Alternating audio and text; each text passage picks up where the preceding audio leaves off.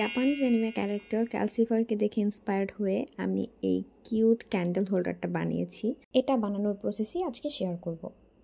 প্রথমেই মনে রাখবেন একদম সহজ দুধ ভাত একটা প্রসেস। প্রথমেই আমি মোল্ডিং ক্লে নিয়ে নিছি। ছোটোবেলায় যে আমরা মাটি দিয়ে হাঁড়ি পাতিল বানাইতাম সেইভাবে একটা বাটি বানাই নিছি। এইবার ছোটোবেলায় যে মাটির চুলা বানাইতাম সেই রকম করে বাটিটাকে ফোল্ড করা শুরু করছি। আই থিঙ্ক এক্সপ্লেন করার যে জিনিসটা দেখলে বেশি ভালো বোঝা যাচ্ছে। এরপর জিনিসটাকে এই রকম একটা শেপ দিছি। আগুন বানানো শেষ, এবার ফ্রাইং প্যান বানানোর পালা। একটা রাউন্ড শেপের একটা বাটির মতন বানাইছি। এটাকে আমি ওই আগের শেপটার মাঝখানে পানি দিয়ে অ্যাটাচ করে দিছি। দিয়ে এইবার ওইটার সাথে জিনিসটাকে একদম মিশিয়ে দিছি। এইবার ফ্রাইং প্যানের হ্যান্ডেলটা অ্যাটাচ করার পালা। তো হ্যান্ডেল অ্যাটাচ করার জন্য আমি একটা কলম দিয়ে জায়গাটাকে একটু অমসৃণ করে নিছি। এইখানে হ্যান্ডেল অ্যাটাচ করার সময় নিচে মাস্ট একটা কিছু দিয়ে নিতে হবে, নয়তো জিনিসটা সোজা হবে না। আমি এখানে একটা পেন্সিল ইউজ করছি।